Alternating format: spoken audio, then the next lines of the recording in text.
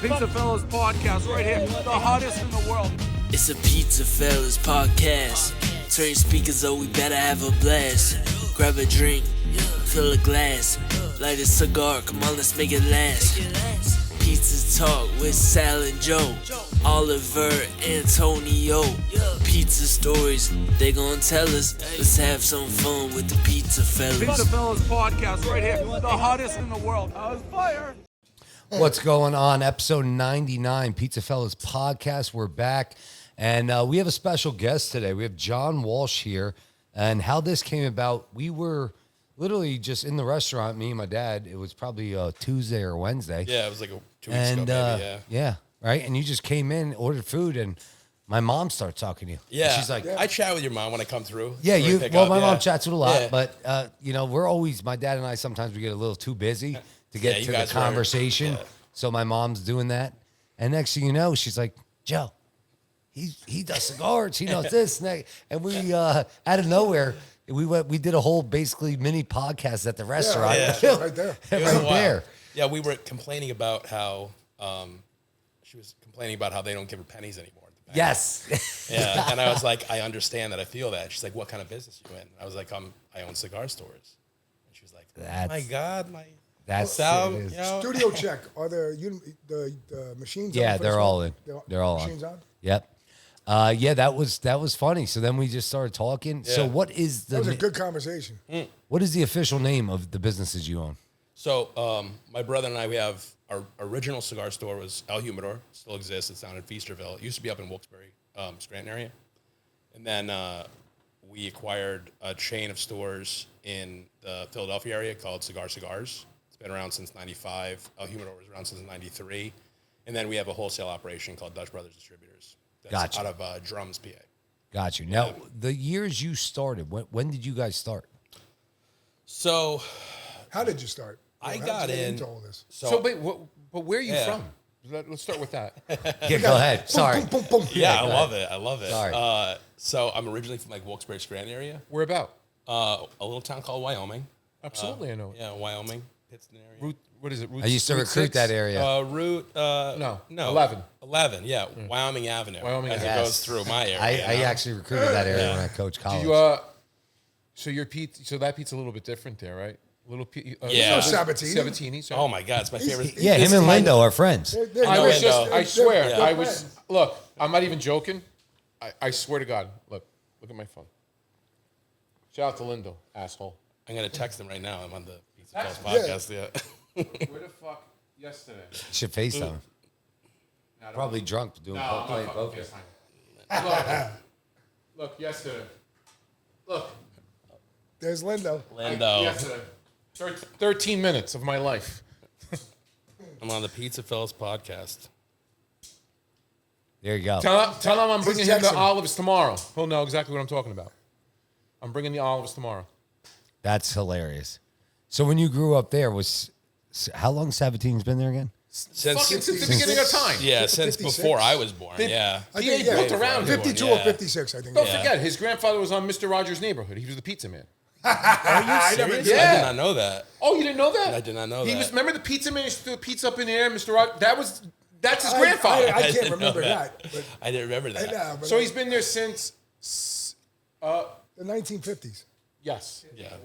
Yes. Yeah, it's That either predates- 52 or 54. Do you like his 56. pizza? I love his pizza. Okay. Thin I like crust his pizza. pepperoni. That's What's the your way to go-to pizza in that area? His? Yeah, that's Don't tell me Victory Pig. You like Victory Pig? I wasn't a big Victory Pig fan. Okay. No, Pizza Lovin'. Pizza Lovin'. Yeah, Was- that's like Pizza my Lovin'. that's my number 2. And what's your number 3? But I like Pizza Lovin's wings more, so I end up getting their pizza a lot because like I like to get the wings. So and do you then- like that type of pizza out there? Like that whole American cheese cheddar thing? I don't know. There's like a ton of good pizza up there. All the old Ford style pizzas. But it's that style Yeah. pizza, you know what I Karen mean? So Chanel. that's what you have to Yeah. like it for, you know? Yeah. It's not like a New York style, you know, it's not Detroit style. It's their style. Yeah, yeah. You know? I guess growing up in it, I didn't really like think of it. You like didn't know that. anything different. You Yeah. enjoy it. That's what you. Yeah. Listen. But we lived outside of New York for a while, my wife and I. So we got the North Jersey, New York Okay. pizza, and we still kind of like yearned for that pizza from back home. Do you? We lived in Chicago for a year. Oh, so you had that Dude, that pizza's insane. It's just like It's a meal. it's an entire like one slice is It's an a meal. entire meal. It's got to be 2,000 calories a slice. Easy. It has to be. It has Yeah, to be. minimum. And It's it weighs minimum. like 7.5 pounds a slice. So the first time You I got to ever eat with a fork and knife. Yeah, you do. the first time I ever ordered it, I went to go pick up a pie. It was like a medium pie or a large pie, and I get there and they're like $58, and I'm like, "Are you fucking out of your mind?" And then they handed it to me, and I was like, "Oh, like Now I that's know. that's like $50." So let me worth of ask cheese you, right do you there. I got call it- luggage here. So Yeah. do you call it a pie or a tray? I don't even know. Like I just call I know a you- pizza. but if you go get a slice of pizza, you say, "Can I get a cut?" So You say no, that, I say right? slice. I Oh, say you do? slice. Yeah, Okay. I say slice. I say tray when it's square, and then I Yeah. say pie when it's round. Yeah. Yeah, right. That's kind of like where that's I'm the- at. Yeah. Yeah. Yeah, I do that. I feel like that's fair. Am I? Because I remember one time we were there and I was asking for slices, and the lady, she was like, "You want a cut?" I was like, A cut. well, is that a slice? Hey, you know what place it was? It was the one in Dallas. That was the first time with the train on top. No. That was the one we went to. No, this was just me and Gigi. Oh, okay, This is okay. me and Gigi. It was though they have that train. Oh wait. Are you talking about It's in Dallas. The train is Papa's. Why am I losing it? No, they're right off of 309.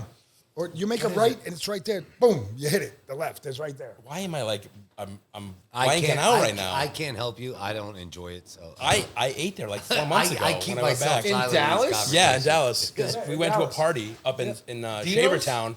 No, it's like right off of Carverton. It's on like basically on the corner of like Carverton and Yeah, and, I can picture it right it's, like, now. And you there. walk It's, in and the train's going around and everything, and it's very old school. this is where I grew up, and I'm like, Oh man, I'm You'll just take having it- you'll I'm take having it a out. senior moment. It'll pop So in. what high school did you go to? Yeah. Wyoming area? Oh, you did. Oh, so you went to Wyoming area? Yeah, I okay. went to Wyoming area. All right.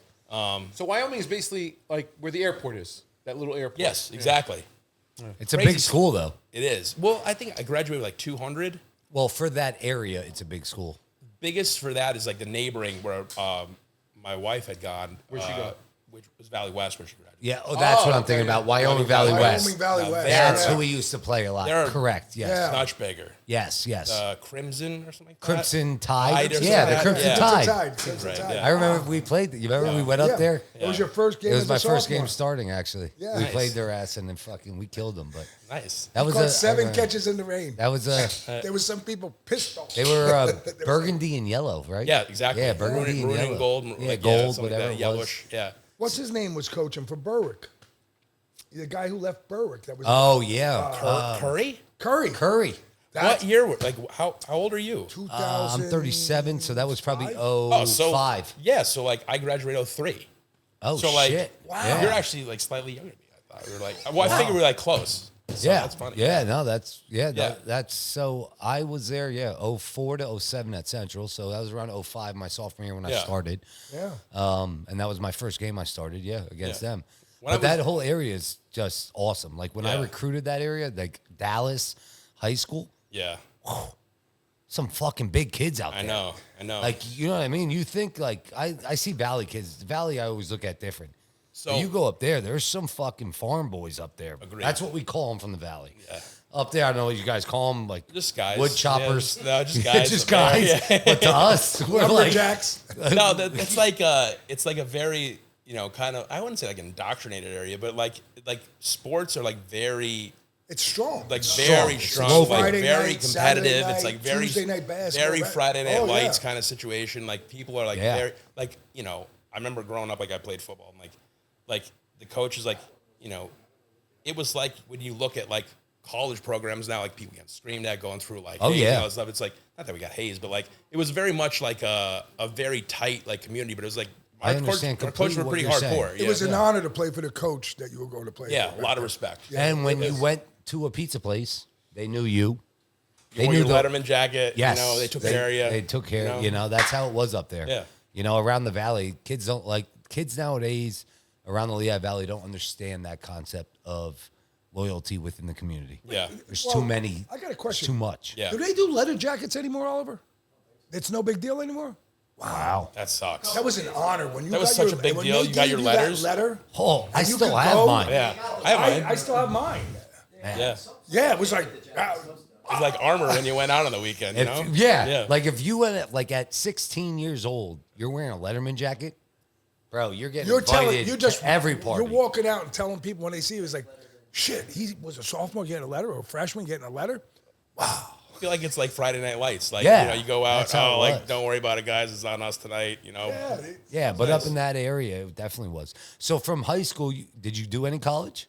Yeah, I went to college. Where'd you go? Undergrad, I went to University of Scranton. Okay. Oh, nice school. So I was up there.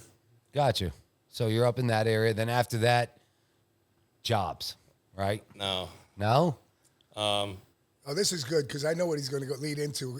This is how you got into cigars. So Yeah, so I went you up. gave up. Yeah, I went up. I was at Harvard after that. You went to Harvard? Yeah, Oh, this is For good. undergrad or grad? grad school. Yeah. Okay. What year, if you don't mind me asking? So this would have been 07. And I was up at Bentley. What, were you designing Really? fucking rockets? I was at Bentley. I used to go to Harvard all the time because we used to take the shuttle to Harvard and take the train in to Boston. So then we had a shuttle. When I moved you're in- at Harvard, he's at Bentley. Yeah, That's right there. freaking wild. It's crazy. Yeah. I used to hang out at Northeastern a lot. Oh, yeah, me too. Just like just yeah. at that. You Yo, know? their parties were Yeah, crazy. a little crazy. That was Yeah. a hot spot of town. So what'd you go to college for? Neurobiology. I don't know what that is. Yeah, This is so unreal. I was undergrad. I was neurobiology, psychology, philosophy, triple major. This is like really weird, like geek A kind of shit triple right now. freaking Yeah. major. Then I went for neurobiology. I thought I wanted to be a doctor. I came back. I went to Commonwealth Medical College, got a master's in biomedical technology there. And during that point in time, I was like, fuck it. I don't want to go to med school. My brother had bought El Humidor, the cigar store in Wilkes-Barre. And what He's year older- is this? He's older than you. He's 5 years older than me. Gotcha. 2010. Jason. So this would have been like basically 10, 10, 11. around there. Okay. He bought the store while I was, Away. You were one semester away, right? for what? From graduating. Is that what you told me? You were one semester away from becoming that doctor? Oh, no. So like I was basically like, I took the MCATs. I was applied for med school and I just didn't go. What the fuck? The man. That's a serious fucking commitment to just. Yeah. You know, it was weird because I was around a lot of people that were like, it was weird. It was like a lot of doctors that were like, just so you know, like if you don't like love this, it's not like your passion, then don't do it. And it seemed like it was like I was getting a lot more of that than I was like just do it anyway. Fuck it. So, I just, So you just decide didn't feel then right. Yeah. You're going in. Yeah. So at that point, I just like was like just afloat. I had like no idea at that point in time. I had like all this education. I had all this stuff I was doing. How are you financially, if I may ask? We came from like a good family, so like my parents supported me a lot. We were smart, so I always worked. Like I worked since I was like, I could work. Like before I could technically work. I had like a snow route when like in the winter when it would snow. Like from when I was like 8 years old, just, like shoveling snow. I had customers, and I was like putting in car stereos when I was 14. I was picking up golf balls, working at So the you knew grocery how to store. you know how to keep maintain money. I was a grinder. Yeah. Yeah. I was just grinding since I could, and then I was very entrepreneurial. I had like little things I did, so I was like a power seller on eBay when I was like 15 years old. Were you really? Yeah. What'd you sell? I'm past the statute of limitations on this, I guess. So like I was moving a lot of like Chinese like knockoff copyright trademark infringement goods at that time. Making a shit ton of money. It was all right. Oh, for that time, it was probably it was more than like a 16 or 17 year old should be making, Yeah. Sure. So, but you get older and you realize that that's not exactly okay. Yeah. And you pivot. So Yeah. So your brother owns this. You get Brother owns into it. it. He calls you, or I you just call him. Yeah, or- I just started working at it. Then I started managing it, and I was managing it for maybe a couple of years. And I was friends with, at that point in time, like a sales rep for a company called Alec Bradley Cigars at that point. Actually, when I met him, he was my sales rep for La Flor Dominicana.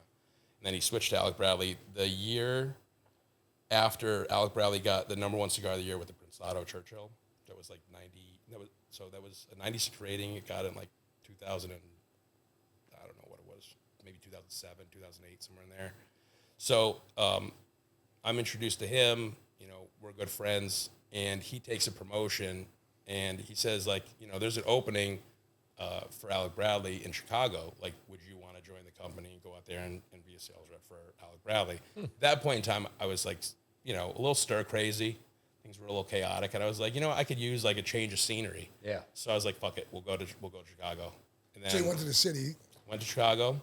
You're married at the time? Or? No, it was my then wife. We were dating, and you know, thank God. After a couple weeks, after a couple months, I went out by myself. After a couple months, she moved in with me out there, and then we've been together since. Oh, wow. Yeah. So, and it was crazy because a bizarre like side event, which was my mother's Italian, but the rest of her brothers and sisters, she grew up like her maiden name was Zabosky, and it like never like really clicked to me until I was like older. But like my mother, I found out later in life, you know, you find out like these complicated family situations when you're later. You don't want to deal with them when you're younger. But my mother was like the only child of my grandmother's first marriage, which was to Chicago policeman, last name Consagra. Okay. So like I was like, now I understand why like I'm Italian and all my other siblings, all my other like, you know, cousins and aunts and uncles are Polish. Like it never really kind of dawned on me until I realized that connection. Like I am Italian, I'm not Polish. That's why, because like the lineage. Gotcha. But the crazy story is when I moved out to Chicago, right when I was like maybe like a month or two before I was leaving, my mother started to like rekindle her relationship with that portion of the family. She did not have a good relationship with her father, like basically none. Yeah. And she ended up like reconnecting with her half brothers that were out in Chicago. And then I found out three at that point in time. So wow. Whole new one family. since passed. Yeah, one since passed. But yeah, so I had what was like a whole other family, like living literally right around me where I had moved in Chicago. Like I was in the Des Plaines area, like northwest of Chicago, like right by the airport. And I found out that like my biological grandfather was buried like maybe a mile away from where I was living at that point. Holy shit. Wow. I was like, so I was just, you know, kind of like Life was meant to be. Life sneaks up on you. It kind of tells you like, you know, maybe you're in the right spot. Yeah. A year later, I moved back to the Northeast, still with Alec Bradley. Real quick though. When were you up there in Chicago? What were you doing? I was the sales rep. That's what I want to ask you. Yeah, I was a sales rep. What is, like, we know food. Rick's a sales rep for US Foods. He's a sales rep for Anna Capri. We know what is a sales rep for a cigar place? What do you're going in the restaurant. Your brand? So typically, there's the difference between a person that works for a company. Like if you have a guy that works specifically for one company, one brand, he's out there repping just that brand. Whereas you have brokers where they take on maybe like a stable of smaller brands, and they represent multiple people, and they usually work on a straight commission as opposed to like a sales rep is usually like a combination of like a salary / commission structure. Yeah. But I'm asking though, like, are you going into cigar shops? Yes. Yeah, cigar shops. So just like they come into restaurants, you're going into cigar shops. Cigar shops every day, all over the place. And you're showing them different cigars that we have on. You're going to sell this. Now, you're not, and again, am I right in saying you can't really tell them what to sell it at? They sell it at whatever they want. That's a complicated situation. We've heard a bunch of cigars guys tell us there's different, you know what I mean? But at the end of the day, like in a big city like Chicago, I would think there's a lot of variance. Yeah, so there is like manufactured retail, like so MSRPs, the manufacturer suggested retail price, yeah. you know, but if you're at like a cigar bar, you're going to mark up. If you're at like a country club, 100%. you're going to mark up and stuff like that. What the cigar industry doesn't like is when you undercut pricing. And so you'll have, you know, specifically like, you know, CI was known for doing it back in the day, Cigars International, like significantly undercutting prices. And there's like typically a tug of war with the manufacturers where it's like, you know, a manufacturer doesn't want to see their brands devalued. Like they don't want to see their $20 cigar on the market for $12. You know, they want to maintain that pricing integrity because they want it to be. Yeah, because you would, I get exactly what you're saying, because now you go somewhere else and it's up $2, $3, $4. So when you say CI used to do that a lot? Back in the day, like they were probably one of the most aggressive. And, you know, that's the idea behind that is you're paying for market share. You know, you're trying to gobble up market share, lower margins. You're trying to push volume. And then as you push volume, then you get better buying power. It's like the Walmart model. You know, as you get more aggressive with your manufacturers, more dependent on you. How big are they, if I may ask? Oh, they're the biggest. They're massive. Oh, the biggest? The original guy doesn't own it anymore, does he? It was a guy by the name of Keith Meyer. Isn't he originally from here? He is. Yeah. Wait, he lives. Wait, Jerry's daughter played volleyball with him. Right? I think that's a different guy. No, I think it's the same guy. It was the no original idea. was it was Keith Meyer and John DeMarco. Might have been John They're DeMarco. from this area. They're from this area. Yeah. Yeah. Yeah. How They're about both y'all from this area. natives? And I think they still have that. They have a warehouse, right? Like, Well, this In was South something Bethlehem, different. They used to have that big warehouse. Well, yeah, that's right.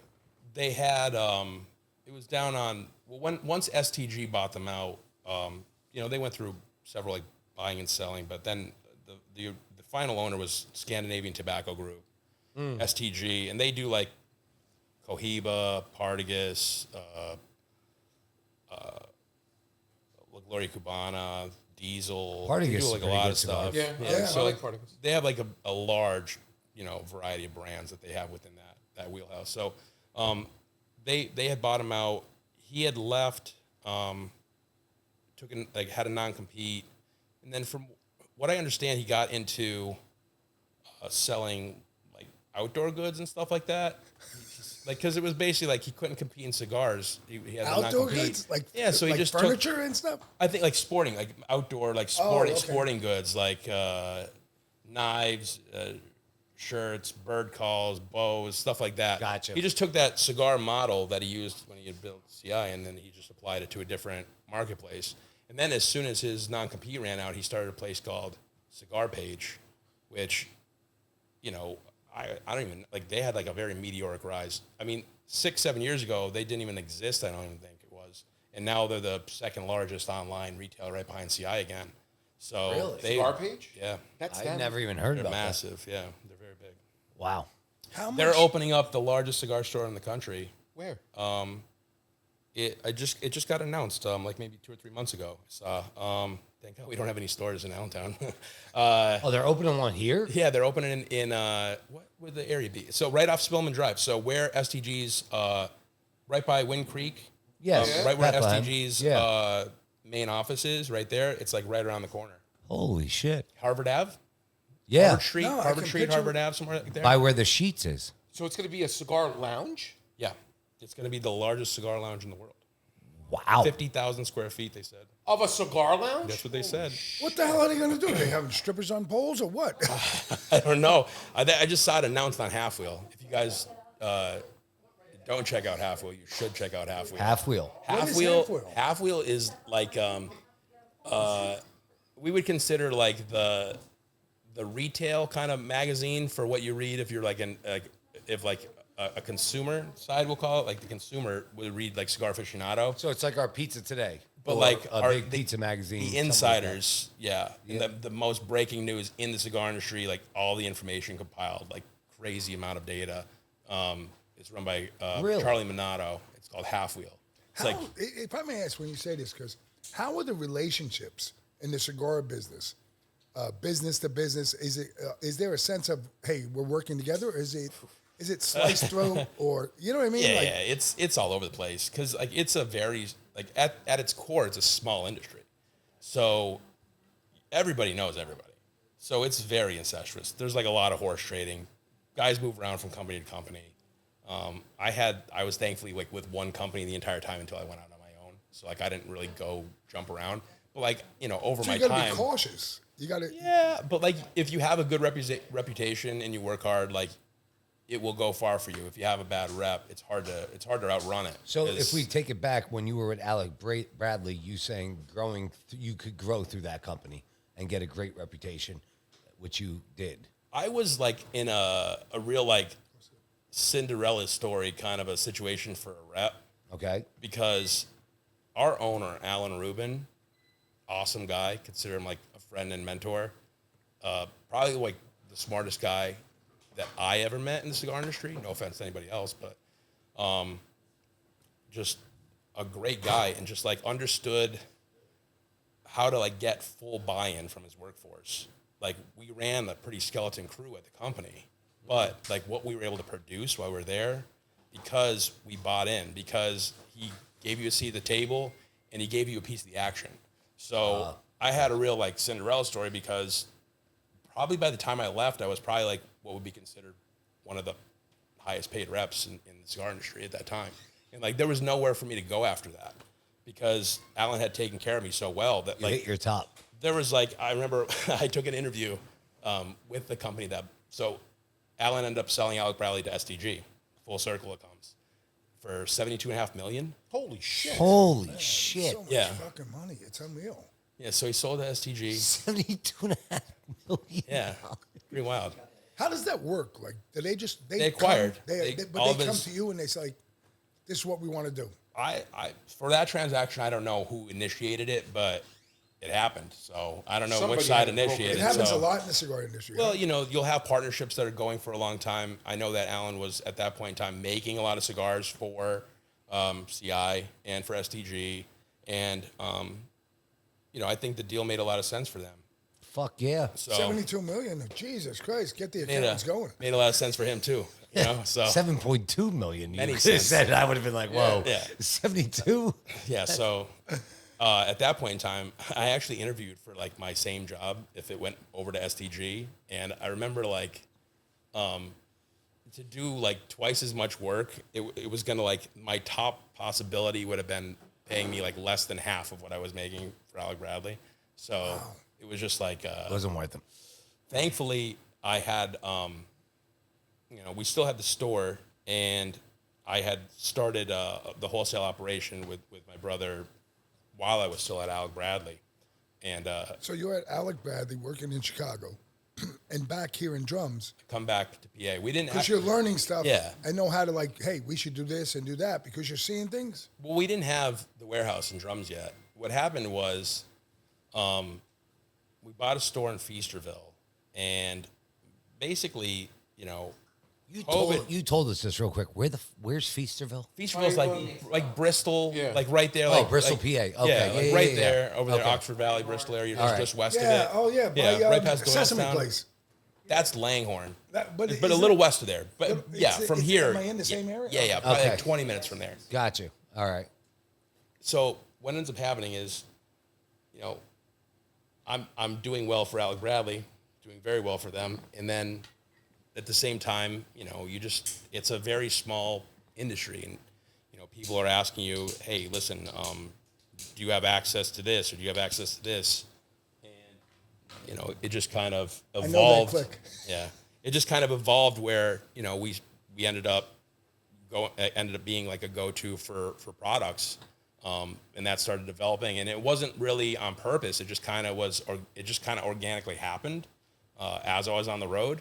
And Now, warehouse, storefront. so we just ran everything out of the store at first. And what ended up happening was like, you would come into the store some days, and there would be like 6 pallets in like the retail area of like stuff we just kept growing, and like there was No room. there was no room. So we ended up getting the warehouse. And this is like actually something where like Alan was kind of pissed at me when the sale took place, and he was kind of jockeying for me to go over to STG, and STG was like, we think we have a conflict of interest with John coming over to work for us. And they were like, what? Like what's going on with it? And they're like, well, he's like one of our largest customers for buying stuff on the wholesale side. And he's like, well, like, what do you mean? Like he's how much is he buying? And then I said, no, they're like, what the fuck? Like, I knew you were doing this, but I didn't know It was at that this scale. And Yeah. full disclosure, like I didn't anticipate that. It just kind of It just happened. happened. So But you It's were a good moving thing. at the like you were like, wow, I can move into this place here. yeah, I so got 6 pallets in my freaking showroom. It's crazy. And the couches are using as pallets too. so it's crazy because my cousin just was showing me like he had how you get those things where it's like this time X years ago in your life, and he had one come up of like right when we had got the warehouse, and it was like nothing but just painted walls and maybe like a couple wood tables, and now it's like 20-foot racks, like all racked out, forklift and everything like that. And it was just like the change in just 4 years was like, holy shit, I can't believe that was only 4 years ago. Right. So it's been a pretty big trajectory, with the wholesale. Then we realized, we Where'd wanted you to go get from there?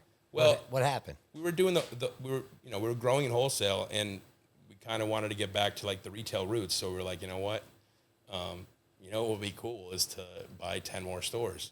So that's what we did. We acquired Cigar Cigars from When you Bang. said that, and you told us that in the restaurant, I was going like this, right? Because I'm at work. But I was like, I gotta wait till we're on the podcast. When you said you acquired 10 right away? Yeah. Yeah, it was a real How nightmare. the hell did you do So such a like thing? Cigar That's Cigars owned 10 retail stores. At one point, they owned 19, and they were I remember basically you saying yeah, that. They, I remember, yes. Yeah, they were actually on. They were on a bit of like They were on a decline. You know, like the owner was older. He kind of like semi-retired. Mom, real quick, crack the garage a little bit so the smoke. Go So ahead. yeah, he's semi-retired. Like so, he was running it. He opened 3 new stores in Florida, and he was kind of down there, semi-retired. And what were they doing up here? Just that's where they were based off. yep, that's where they're originally Okay. from. In Okay. '95, they started. Yeah. Oh, all right, yeah. So he had been a longtime friend of mine at that point. We're no longer friends now, but So you buy that, you get yeah. that from them. acquired everything. Kind of got fucked in the deal, to be quite honest. If you don't mind, can you say what the price point was? The price tag? I don't want to. If you don't want to, that's fine. That. I was just going to say, but was it high? It was up there. It was up there. But it should have been less based on what was represented. Gotcha. So Okay, what you thought you were getting yes, compared to what you got. Yeah, Okay, like gotcha. HVAC systems that work, maybe, or like heating systems that work. And the next thing you know, So we're like getting what hit we're with talking like about is like a rabbit machine. yeah, like but you, I you remember come you in. said you're replacing all the Yes. systems. Yeah, like TVs. You're getting hit with like you got TVs. Yeah, that you were have, buying TVs when we saw you. I got TVs with like He said RCA cables. He said in he them has and shit TVs, like that. Antonio. That you remember the old flat screens with the big back? He's saying. But like you're getting that, but like when you have to drop like 120,000 on an HVAC system that was supposedly working, you're like you fucked me on that one. And like, you- but that and was maybe like you're in a strip mall. that was like one little piece of the whole getting fucked over pie. So, but Again, in the end, I would say if you came to me like April or May of last year and said like, do you regret doing that? I would say absolutely. But we worked our balls off last year, like really grinding it out and got everything turned around. We came in and it was just like a falling knife, catching a falling knife, like stores down like 30, 40% year over year. Like, and then, it hits the middle of summer and we're like flat. We pulled it out of the nosedive and now we're like, now in each even. store, do you have lounges? Yes. Experience the pure, rich flavor of Gemma olive oil, crafted from the finest olives and first cold pressed for exceptional quality. Perfect for drizzling, dipping, or cooking. Gemma brings a touch of the Mediterranean magic to every meal. With a smooth, fresh taste, this premium olive oil is a must-have in your kitchen. Elevate your dishes with Gemma olive oil, where quality meets tradition.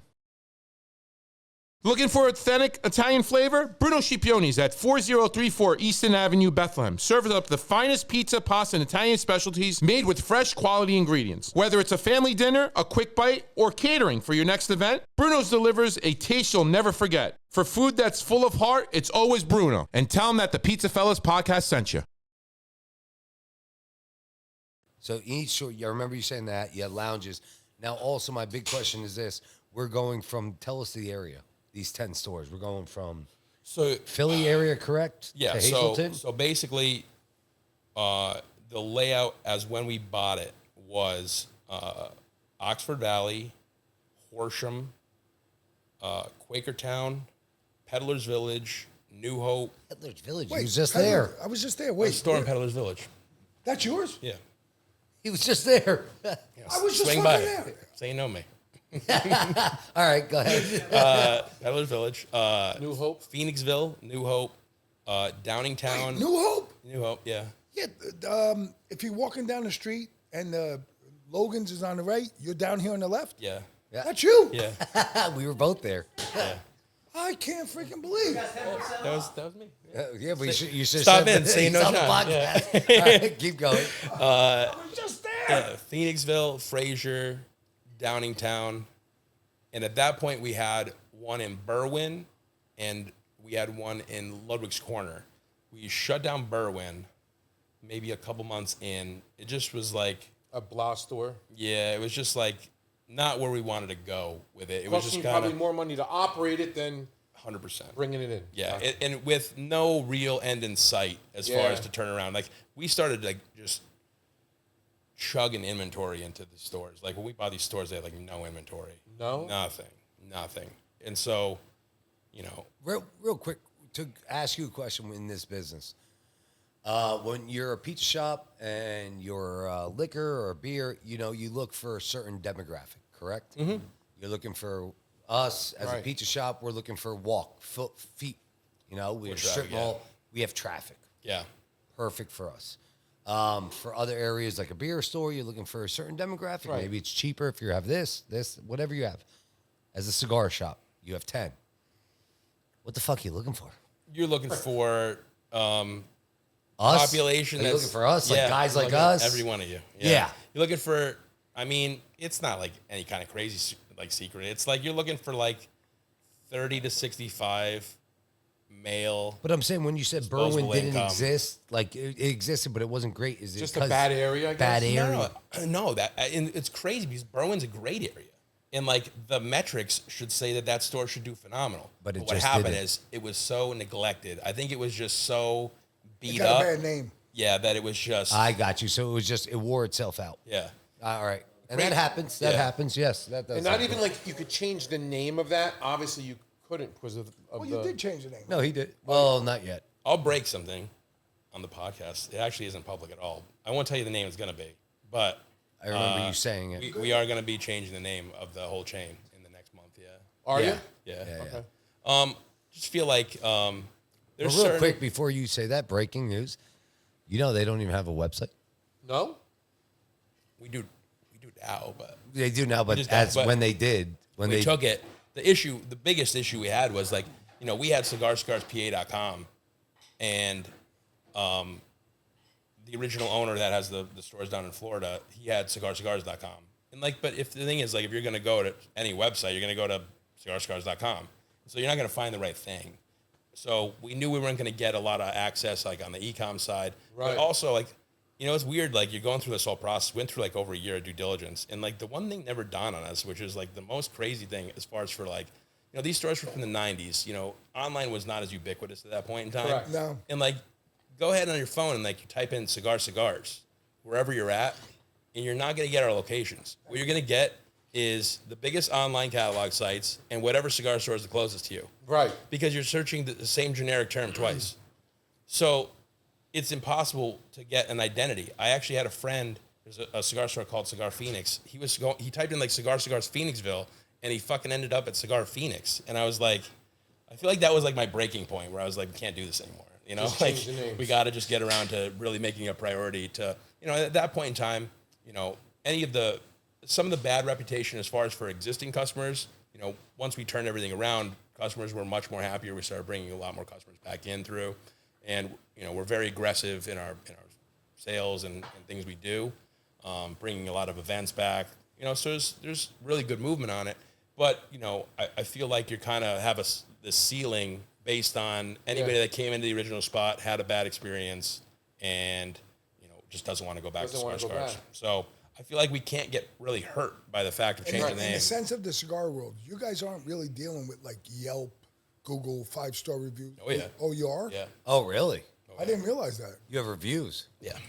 for your lounges, or is it Cigars, yeah, stores and lounges, yeah. stores and lounges? And the good thing was that all the reviews actually they didn't get too banged up in the down period where all the ratings and reviews on the stores are still very good. We have a very loyal customer Customers. base. Yeah. That's interesting though to think about that. Like you go in, you smoke a cigar, and I would never go on. Oh, the cigar didn't light right. You know. Hey, I didn't make it. Hey. Or hey, John was working there. Yeah. And he offered me a Yeah. cigar that I fucking hated. Well, I Yeah. walked in and they didn't say hello to me. You know. I think it's like, you know, I mean, most cigar guys when you walk in, they don't say. They don't hello. say Yeah, hello. That's cigars. well, you guys would know this on the restaurant side. It's like this is not like a scientific fact or anything like that, but like just from like personal experience, you go in and have a really nice time somewhere, you probably get like 1 out of every 100 people that have a nice time to leave a good review. You go in and someone fucks you over or like messes up. You're right. 10 out of 10 people are leaving right. a negative You're review. right. You're 100% so right. Your ability to cultivate negatives is like at a much higher rate than the people that are willing to. But also, if you walk into a cigar spot and they treat you fucking, hey, what's Right. up, Sal? What's Yeah. up, Joe? What's up, Ann? What's up, John? I'm telling you right now, like I'll spend $10 more Just going for that. there Oh, to yeah. talk to that guy for 5-10 minutes than I will a guy who has $10 cheaper, $15 cheaper, because I don't get the experience. So we want to do both where we're at. So we want to be, because, I've been to at least like, I don't know, it has to be at least like 600, 700 stores. It might be more, like just across my time. Like, Are you a tobacconist? Is that? Am I saying that right? Yeah, certified tobacconist. You are. Yeah. You're a certified tobacconist? Yeah, you read a book, you take a class, you do it online, you get Like certified. a boat license. Yeah, you can get certified. I can certify you. I think my brother is a minister even. Like he did that Seriously? online. Yeah, he's a certified tobacconist minister. So you've met a lot of because you brought us the box of Rocky Patel, but you've met like owners of these companies. We could text Rocky right now. No, I believe you. Now, That's how we got the box. now, real quick, let's get We'll send into him a that picture. real quick because I wanted to bring that up on the podcast. We talked about this. What was your first experience with one of these guys? Well, before we do that, so I'm going to tell you, what is your? This is was. I'm gonna. You If asked you us could what's see, your we're favorite. very involved. We Yeah. love this show. Oh, So, that's fine. What is your favorite cigar? It's I just know, like, I get it, I know. it's but like, if you say, I'm going to wake up, you know what, I want a cigar, this is what I'm going to go Well, at. don't say a brand, but like the leaf. What's the no, tobacco? I'll tell you the brand. Tell me the I'll tell you the brand. brand. Yeah, It's I mean, fine. No. it's like us. Asking us what our favorite pizza is. So I would say that the biggest thing is consistency, because like you could have a cigar that you love for years and it just kind of like, it's a handmade product, and like, unlike certain things, it's kind of like wine, I guess would be the closest thing to it. Like the varietals, like the grapes of that season, the way that, you Shit, can't it's the same thing recreate. with IPAs. Yeah, you can't Right. recreate like a certain ecosystem at that scale. Like you can't control the rain and the sun and everything that happened to those leaves Yes. for that season. So you might have things that come and go. But like I would say that the biggest thing for me is like the consistency. And like I could always pick up these two cigars and it doesn't matter. And they're always fantastic.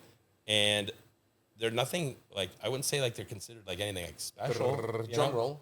Like I call it like if you got stuck on an island and you had to smoke like one cigar for One for cigar. the rest of your You're life. on Survivor. Yeah. They said, you get, that package that comes in on the Yeah. fucking ocean. The girl's half naked. They're like, guys, you won the challenge. You get one fucking cigar. It'd probably be Fuente 858 Sungrown. Fuente 858 sun grown. It's not Was crazy. it AJ Fuente? No, Arturo Arturo Fuente. Arturo, Yeah. Arturo, So yeah. and it's just like, so it's different. Like they have the natural, the Claro, the Maduro, but the Sungrown is the one that comes with the I know cedar what you're wrap, talking about. black bottom on it. Yeah. I have an Opus X, unopened.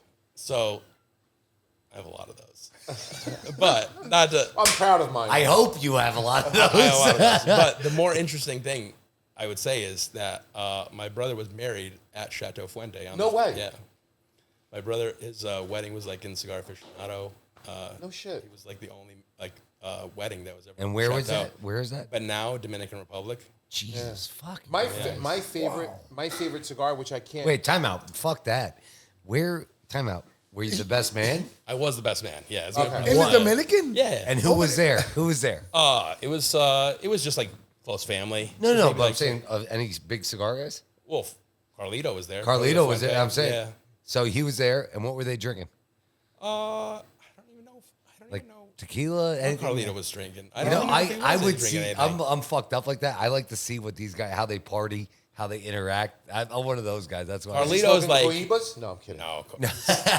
I know. I remember like one of the most special moments like in my Yeah. cigar history was when his father, like Carlito's father, Don Carlos, who's since passed. I was on a tour at the farm down in Banao. This was prior to my brother's wedding there, and we were kind of just around, and like Don Carlos didn't like talk much to us very much. He was a more quiet guy, but I remember he walked up to me and he pulled like a cigar out from his lapel and he gave it to me, and I remember Carlito explained to me like that's a very special cigar. It looks like it's a standard cigar that you would get that was a Hemingway that they But make, it's not. but it's not. It has a variation to it. No kidding. And and that was what he liked to smoke, and he'd give me one personally. Holy so I just felt like that was You I still do. have that? I do like Fuentes. I do like yeah. Fuentes. And it's just like that was just a very special moment for me. Like just kind of felt like it was it. like a very made it. nice gesture. Yeah, it's a That's good very gesture. nice. Yeah. That's a moment that you don't forget. And he was like a titan of the industry. You know what I mean? Of Like course. you're talking about, you know, MJ level of as Right. far as for like Yeah, comparatively I mean, in the cigar that's industry. unreal. So it's like, you know, it's like if, you know, So MJ you're- came up and gave you a signed basketball. It's like the same. So your experiences Did in you smoke it? Dominican. No, I kept it. Okay. Yeah. Your experiences. I've gotten more than one, so like I've smoked it before, but like that particular one I kept is No, you got to kept keep them, that. Yeah, that. Yeah. But your experiences, like in Dominican and stuff like that, that's not a lot of people have that experience. You know, that's something different. That's what can you like elaborate on with Yeah. that? Can I grab a? Yeah, go ahead. Sorry, that lighter's fucked. No, it's Yeah. okay. Antonio said he filled them all. but I he did. You guys, use them and you got to refill them. So I would say to anybody that loves cigars, like find a way to get down to either. So I've been to Dominican Republic, Honduras, and get down and see like a farm and a factory that's working, and any appreciation you have for cigars will increase like 1,000-fold when you see the amount of people that are Involved. in the process, the amount of care that they have in each of the processes, the amount of processes there are to make this. I feel like sometimes it's lost on you. I would say, like, I tried to make pizza one time. I got like a pizza oven, and I was like, how fucking hard could this be? Like, you know what I mean? Like, You realize. and so I remember A after lot more harder than people think. Oh my god! I will attest to that. I was like, anything that I couldn't make go wrong. Like I was like, you know, I didn't realize you got to heat the stone up first, and I finally get it on, and it's like it's too wet. It won't come off with the peel. Then I got like the outside is burned to a crisp, and the inside is like just raw. And I was like, you know, this is like there's a lot more to this than I was originally anticipating. We got to order out tonight. So 10 shells later, I'm out. So I feel like you kind of got to like wade into it to really Right. appreciate it. And like once you wade into it and you see like that level of commitment and like love that goes into like a handmade product, and then like for someone that like gets it and they're like, oh, this is $8. Like I can't believe that it's only $8. Once you see the amount of people involved in the situation and everything like that, and how nice they are when you go down, it's just like What was that incredible. place that we went to real quick? And Was it Dominican, right? yeah, we went to the Dominican. We We went went to the cigar factory. Yes, we correct? did. Where'd you go? We were in. Mom, remember the cigar factory we went? Oh, that was Shit, years ago. that was 21 years ago. I was 16 years old. Oh, wow.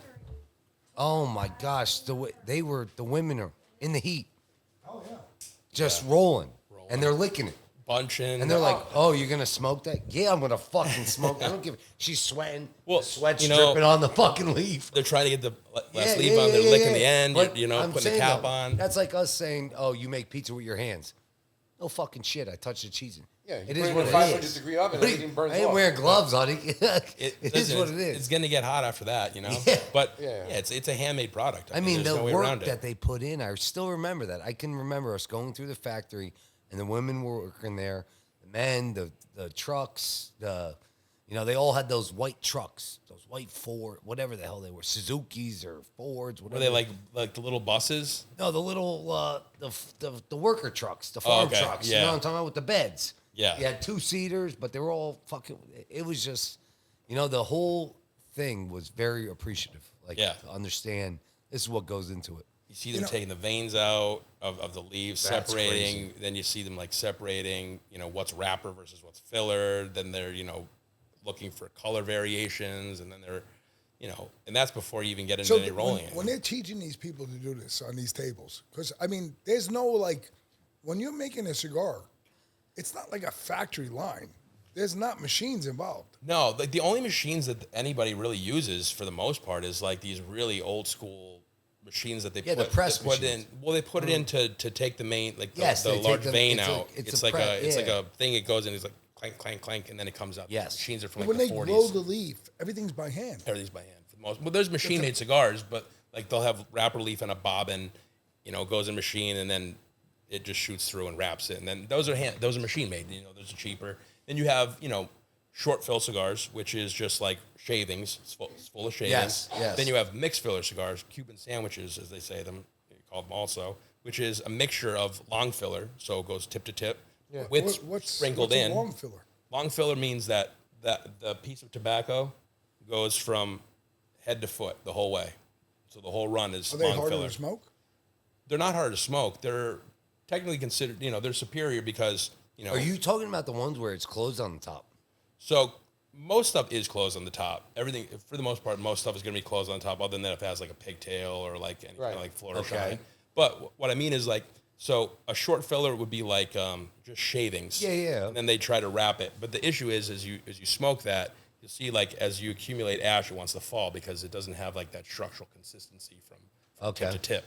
Plus, like think of it like piping or something like that. Like it's kind of chopped up as opposed to like end to bar where you're rolling where it's a complete leaf from end to end. You get that airflow through the whole thing from end to end. So like that's why the long filler is, it's more time intensive. The tobacco that goes into it is more hard to cultivate and care for, and then it usually, provides a better experience. So Now, when you go to this place and you got like Don Carlos, you talk Carlito, and have you talked to their when you're an employee for them, right? Do their employees love that family? oh yeah, so Are they loyal? They're loyal. there's a loyalty, yeah. So they're treating their employees good. And there's a lot of people that say, oh, these people are working. A lot of, you go over there, you see that, like we did. We're travelers. We just go to Dominican. We're staying at a resort, all inclusive, and we took a trip for a day and we see this. So if you go to Fuente's factory, so there's a school that's out there in Banao that Carlito, so they raise money through cigars they sell. It's the Cigar Family Charitable Foundation, and they basically have like what's like a university level campus where they will employ, where they will allow all of the employees to have their kids go. And like these kids are learning in given opportunities where like they can come to American universities, like they're taught at such a level. Wow. And so, I mean, that's like the level that they give back in appreciation. Good. Obviously, to give back to that, they spend millions and millions of dollars. Yes, which is a good thing. You need that. The opportunity to give your kids, more is like the greatest gift. Because you're thinking of people probably, I'm going to be honest, probably the average American thinks of it like probably like a sweatshop, and it's not. It's some, maybe some. It's working. It's hard work, and there's absolutely a disparity between like the amount of money you get. Correct. Basically, but it's a different country. It's different. Once you go apples for apples, for the most part, people that work in the tobacco areas have a better life than if they didn't. Exactly. I got you. So they work there, and their do families well. are much more They're happier and living well. If you do well at these factories and you stay there, and there's people that have been at some of these factories their whole lives, and they're integral to the process, and they're appreciated. Trust me, like that, they're there. They're there, and they're taken care of well, given that situation. Yeah. That's Any awesome. other places you traveled down in South America with the cigars? No, I've never been to Nicaragua. I've only been to Honduras and Dominican Republic. Yeah. So Dominican's the only place. Dominican and then Honduras. Flew into Tegucigalpa. Honduras. Yeah. Tell us any stories about there. What companies out there? So there's a lot of companies in Honduras. Is there a reason Honduras? Honduras has some of the best tobacco, like right on the Nicaraguan Honduran border. There's some really good tobacco, like the Donley so they're area, taking some of the Nicaragua stuff. Hamastron. Gotcha. There's some really good growing areas along that border. Also, like the labor pool is really good in Honduras. Oh, okay. And then you'll have like places like Plasencia, like they have operations in both Honduras and Nicaragua. Gotcha. That's a good cigar, but am I wrong in saying they just came out of nowhere? So they didn't just come out of it. It's like such an interesting thing. For me. I don't know, but out of nowhere, the past couple years, guys, we've been Palencia. Oh, you had a Palencia. Plasencia, I yeah. never fucking saw Palencia before. So Plasencia is so Plasencia has been in the game forever. Like you're talking about generations of like cigar makers. What is like the interesting thing is, for the most part, for time, they haven't made cigars for themselves. Like they've like maybe released something for themselves and it kind of never took off under their own name, under their own banner. Gotcha. But they've made so many cigars that I guarantee you've smoked that are under a different name that you would have never thought. Such as Alec Bradley, Rocky Patel, like Rocky Patel. There's stuff in the SDG portfolio that like other So brands they're contract subcontract. out, for their access to tobacco. They have massive tobacco catalog, their massive portfolio of tobacco, world class operation for rolling, and their ability to put out amazing. I mean, they have a product couple and scale. good ones out there. I mean, Yeah. right now I got the green one. Alma Fuerte Natural. Yeah, Yeah. I like that one. It's a good one. The black one, I'm a dark. Alma Fuerte. Yeah, I like the not dark. natural, not the Claro. Yeah. I like dark cigars. So you would like the Alma del Fuego? That's the red one. see the red one. I don't like. You don't like it? I need a dark with a flavor, and what I mean by flavor, I mean like I'm a Tibet. Like when I used to dip, but I dip straight. Yeah. I love the straight flavor of tobacco. Like Yeah. I'm a weirdo. Like I Wanted like a dark- big gagger in, like yeah, a big like, lip, like, a big like I lipper. used to do Copenhagen straight. Yeah, yeah. Like if you're doing Copenhagen straight, Yeah, you got Copenhagen straight. You maybe got a little you like tobacco. sprinkle in a little red man every once in a while. Yeah. Like there's something wrong with you, right? Yeah, but I get it. I you get get it. what I'm yeah, saying. I get Though. it. So I like I need a flavor to it. So maybe like for their line, maybe like the Cosecha 149. That would be maybe a good one to try. If we go back into it though, and we talk about it, so what was your first experience with Rocky Patel? How'd you get to know him? Just kind of like, I guess like on the circuit, so to speak. Like, you're doing events. I met him. I remember I met him a couple times, like coming through the store when he had the store. Then I met him again, like at like doing events out in Chicago. I remember one night I actually ended up. We were at a place called. There was this store like Kenny the King was the guy. Kenny the King. Great, a wild, in absolute- Chicago. In Chicago. This makes sense now. Yeah. It was either New York Kenny or the King. Chicago. Kenny the King. Kenny the King. Kenny the King, absolute wild man. And I remember. Was he black, white, No, Spanish? Indian guy. Indian, guy, yeah. Indian guy. Indian guy. Kenny the King. Kenny the King. Indian Just guy. All right. Absolute huge personality. And very interesting guy. Very good guy. And there was, Rocky was doing an event there for him. And I remember we were out there really late. It had to be like 2 or 3 in the morning. Nish was like passed out, tired. He had been drinking, but he was just tired. Yeah. And I remember like their rep was exhausted. He had worked all day, and I had come after an event I had just to kind of hang out for a little bit. Yeah, so I ended up just driving Nish and Rocky back to the hotel. We were talking about at that point in time, the big thing that was going on at that point in time was like the FDA. Yeah. And getting involved with cigars, and there was a big lawsuit that was going on at that point in time. Holy shit. A lot of regulation around cigars. There was like these things called like the deeming regulations. There was a lot of like, user fees that were being paid that the government was taking in at that point. And they were talking about, further regulating cigars at that point. And Right. Rocky was an attorney, and he was, one of the leaders on the fight to try to basically save the cigar industry. There's a couple key figures at that point. It was like Rocky. And it was a group effort. It was, CRA, Cigar Rights of America. Now, when you say, real quick, not to interrupt, but when you say save, was there a big issue? Oh, yeah. So it was like just, at that point in time, like government overreach. They wanted to kind of basically. They wanted their money. It wasn't about money only. Oh, it wasn't? There was money, but it was also, Control? control. Yeah, a lot No of like kidding. really tight controls, what you can sell, what you could sell it for. Almost like what the you liquor. could do. Almost like liquor. really hard Almost like controls. the shit would, yeah, I got Around that's- shipping. There's still like the fight over like whether, flavors are get banned or not. There's still always the possibility of like a flavor ban. California and all that bullshit. California. Well, there's municipalities that have already done flavor bans. Like there's no flavored cigars in New York City. There's no flavored cigars in like California. Like certain municipalities have like stricter like whether age limits. There's certain states now that are banning online sales, like so that you can't ship cigars into their state, like for online retail. Like, Is that right? Yeah. yeah.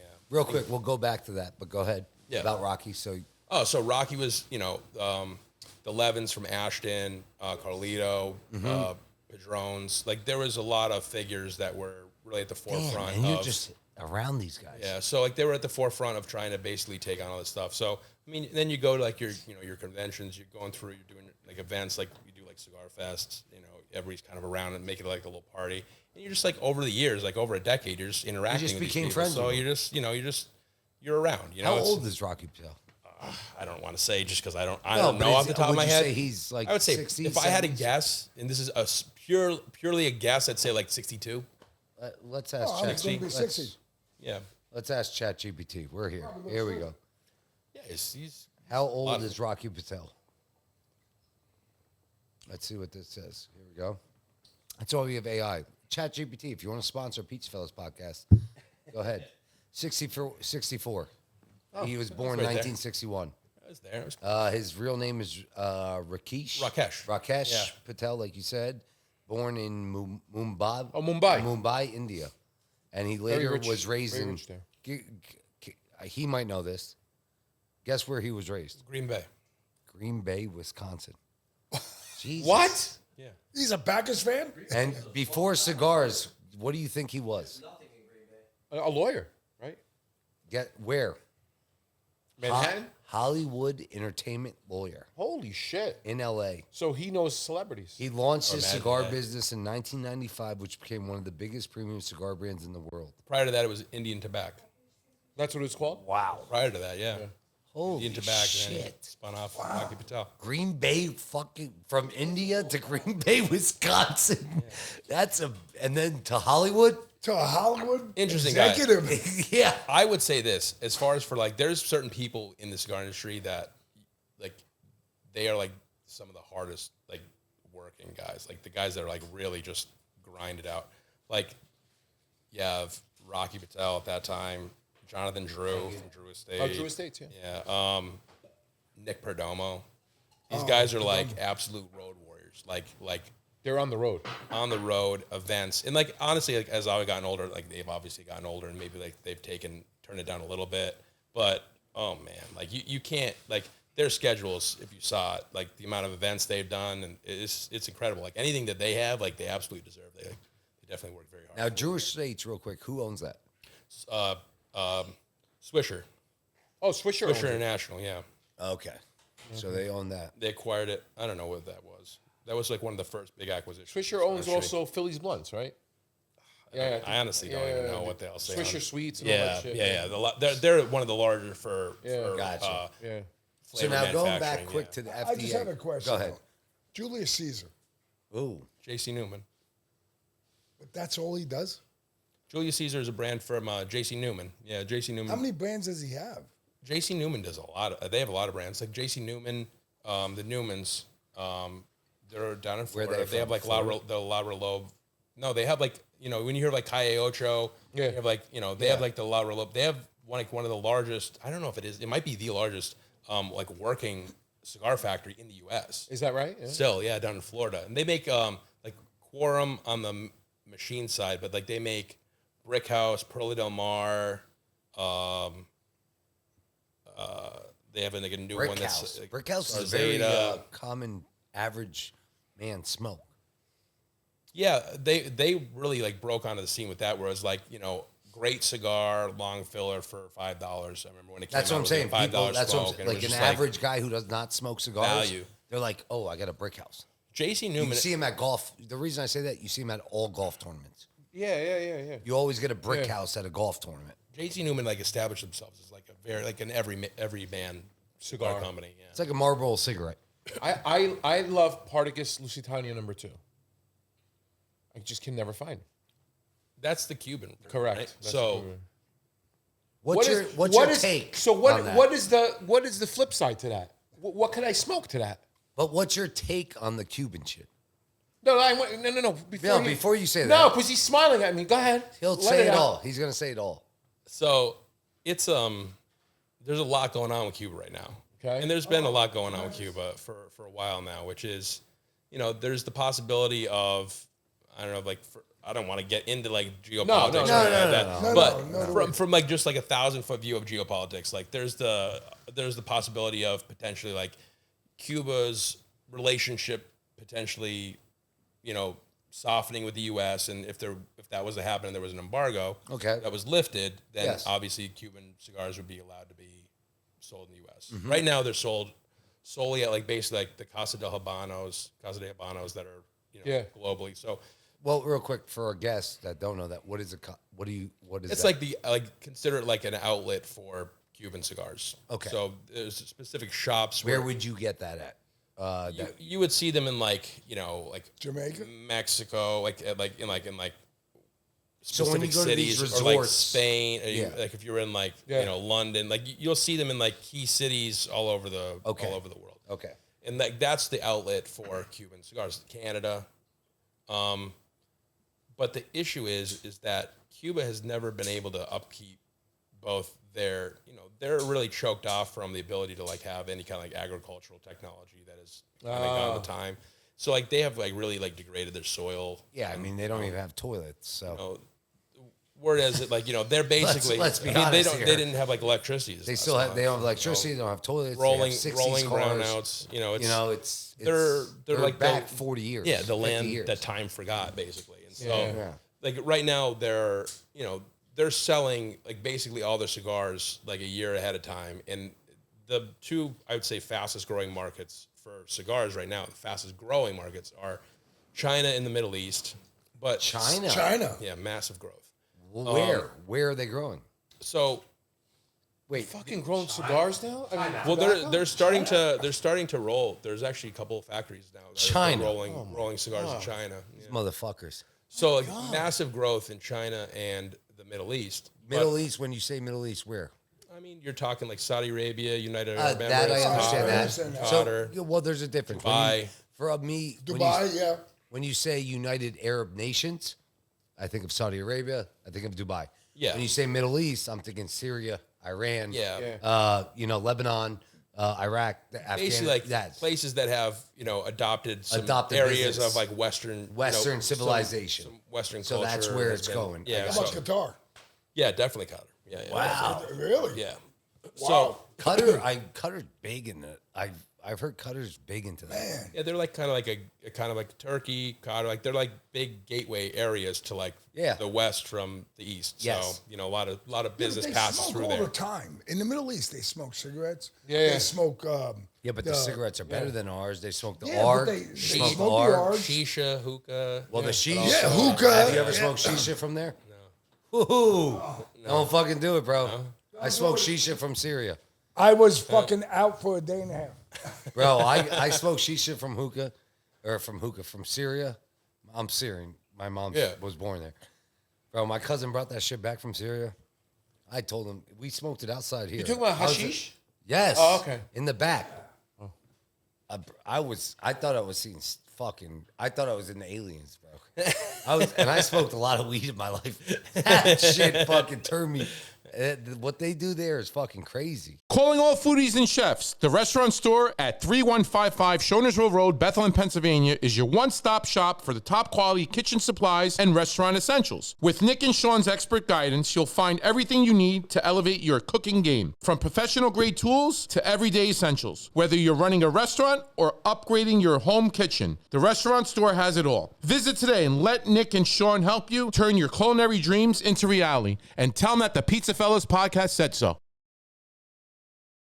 Looking to take your brand to the next level? The PizzaFellas Podcast rely on Ryan Stark Media, specializing in creating bold, impactful content that tells your story and captures your audience. From stunning visuals to cutting-edge strategies, Ryan Stark delivers results that stand out in today's competitive market. Let Ryan Stark Media bring your vision to life. Yeah, I got a question though, John. I mean, how is the credit in your industry? Is it a cash industry or is it just? You're starting to see a lot more consolidation, I think you would say, like in our industry, much like what, a lot of industries before happened to it, whether it be like, the beer industry, telecom, like all the other industries. It's just that cigars is such a small industry, there wasn't a lot there. My question, if I may respond here. So you go and order $2.5 million worth of cigars. Are you dropping the check on that? Depends on the company. Sometimes you have to. Sometimes yes. Certain companies just don't do credit, and typically it's because like the cigars you need from them, you need them anyway. Like you have no negotiation with them. Like a company like Padron, they'll sell you that much. You would buy that much because you're guaranteed to sell that much. So you're happy to. I know you're happy exactly to what write the you're check. saying. You're happy to write the check. Yes, you have to. Go and It's beg, almost borrow, like the steal beer if you had business, to get that. There's other companies where, you can leverage either the relationship with them for the long amount of time. You build up, I have credit accounts with like a lot of manufacturers, and, you build them up with time, and then you got to pay them, just like, You got to pay everything. yeah. But Yeah, there's companies that will extend credit, and like typically, you know, when you're doing deals, you work that out as far as for, hey, listen, I'll go a little deeper, but you know, give me some wiggle room. You know, I'll give you half now, half in 30, or whatever it might be. So yeah, there's trade terms. That's incredible. Yeah. Now, to go on that, like you have 10 stores. When you buy inventory for each store, obviously each store's inventory is going to be completely different due to the fact of how many people are coming in, smoking, buying, exactly. You know what I mean? Just like if we own 10 pizza shops. Yeah. Our inventory is going to be different when we're bringing in from everything. Are you buying as a whole or are you buying individual? I buy as a whole because I have the whole distributors. Because you have the wholesale distributor that allows you to do that. Yeah, we centralize buy and then self-distribute. Almost like a consent or like a centralization, a central spot where then you can go, okay, this store sold this much. Go ahead. Yep. Pallet out that way. We hub this store sells this much. Yep. And then we run analysis to see like a velocity of certain SKUs, and then we make sure that we're reordering. We're reordering at the right time. Yeah. Now, when you go that way on a wholesale level, how many fucking employees do you have? It's like it's around like 50, 55. Wow. That's a big operation, though, for that. Payroll. Big staff. Yeah, I think we're 50 like families. around $1 million. And that's not including in payroll. That's not including the storefronts. That's for the storefronts, yeah. That's for like that's kind of everything. Everything all wrapped, yeah. That's kind of like everything all wrapped in, yeah. So you're right there. Wow, that's a lot. That's a lot. I mean, again, that whole shit this whole business is fucking crazy. That's amazing. So we've talked Stressful is what it is. It is. But We've talked to guys it's like Jeff. interesting. You know Jeff Brown. I know We've talked Jeff, about yeah. Jeff. Jeff's a great guy. He was on here, told us a bunch of stories. Where's he working out now? He just went. He's in Florida. Yeah, I saw something on him. There's a machine-made company, a mass market company called Good Times, Yes, that's what you told me. and I think they're launching a premium product, and I think he's heading up the operation as far as for putting Good Times out into. Now he was telling us again about the whole pricing is crazy to me. To me, the reason I say it's crazy is because like we sell pizza, right? Yeah, What I want to sell it at, we can't sell it at. What others sell it at in other country or other states, excuse me, they sell it at. Cigars, you can sell wherever the fuck you want. well, PA is an interesting place to be in cigars. Why because, is that? Well, it's like one of basically like 3 states that's still Yes, you were tax free. saying this. Yeah, so you don't Still get penalized. tax-free? Yeah. Yeah. Talk about this. Yeah. So like the thing is like if PA wasn't to be tax free, like you have basically like people speculate, but I'm not saying cigars that are sold in Pennsylvania, but I'm going to say cigars that are sold through Pennsylvania. What are the 3 states again? PA, Florida, and New Hampshire. New Hampshire or Connecticut? New Hampshire? New Hampshire. Yeah. I think it was New Hampshire. Yeah. Can't be Connecticut. I mean, it's like not- Texas is like a penny. There's some states that do like a 50-cent cap. There's some states that like, And then like New York is what like was New York? It when was- I left. when you told the me city was like 100%. 100%. Yeah, because Yo, they're like think about that. yeah, they're like That's 90% for fucking the state. crazy. Yeah, it was like something like 90% for the state, and then like you in the city you have an additional Another 10. another 10. So you know you go to buy like a $10 cigar, it's 20 there. It's like 10 of its tax. So how do you compete? You know what I mean? Like you can't compete. All I have to do is sell at the same price. I'm making the same amount of money, but you're charging the customer double, and it's just And why is this again? well half just 10, all 10 of tax. the $20 goes to New York. So we have a very large and a competitive advantage in Pennsylvania, but also, and this is what I was going to say is speculative, but it's probably like somewhere around 70 to 80% of the cigars that are sold in the United States go through Pennsylvania. John, tell us about this cigar. I'll hop on that in 1 second, just to finish this thought. Yeah, go ahead. Because you have in Pennsylvania That's Steve Souther. the largest online players in the country are, for the most part, you have Cigars International, which is the largest, Cigar Page, Famous, Holtz, Atlantic. How big is Famous though? Big, very big. They're all top. These are like all 10 of these companies, best cigar prices. Like all 10 of those companies I just named are probably all top 10 companies In the country. In or the top world? 10 for the entire. Well, that's the thing is like the U.S. is 80% of the 80 smoking population. So Wow. it's like when you're the biggest in the Wait, U.S. time out. Say that again. The U.S. is 80% of the smoking population? for cigars, for premium cigars. Wow. And these I other didn't know. markets are growing. So that's why it's like if Cuba opened up, even if they did, It didn't matter. It'd be like your customer base would We'd 5x probably overnight. jump to 90. You can never even attain it because you already couldn't supply it. So two things will either happen. yeah. You either won't be able to get it, or the prices will go to some insane level. shit. But you're still gonna have people, if it opened up, they're gonna come in to the shops and say, I want to get a Cuban cigar. I want to get a Cuban cigar. Yeah. And then you remind them that the stuff that's coming out. curiosity, Yeah. it's a reason. Yeah. So Yeah, but they don't know. Yeah. but that's your chance to educate them at that point. Yeah. Tell them about how, There's no toilets. just more like the agricultural upkeep of the areas. Well, of it's the, funny the because I went to, tobacco that's when being we're made. on this price point, I went to Bahamas. I went to Bahamar last year. Yeah. When did I go to Will's wedding? Yeah, last year. No, 2 years ago. And I go to the bachelor party. I'm at Bahamar, and they have a cigar bar. Beautiful cigar bar in the hotel. Where is that? Bahamas, Nassau. Got it. It's literally 5 minutes when you get off the airport. You make a left. Fucking Bahamar casino. There's 50 pools. There's trucks everywhere. I paid $700 to golf around.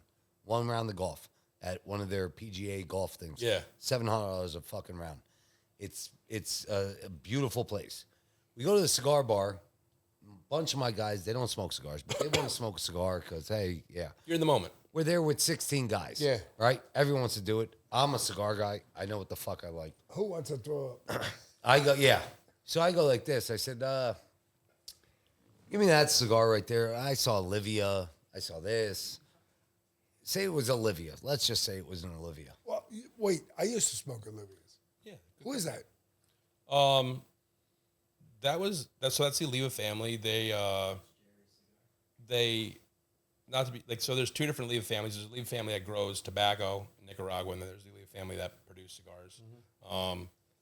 They make a really nice cigar. Mm-hmm. I mean, make some of the best cigars. I mean, Yeah. we sell a ton of Oliva products. So The say Olivia nubs. here is like $13. Yeah. Right? Let's just put it out there. Like 13, Oliva 14 V, yeah, like Oliva Olivia V, something like that. Maybe 15 $13, $15. What was it there?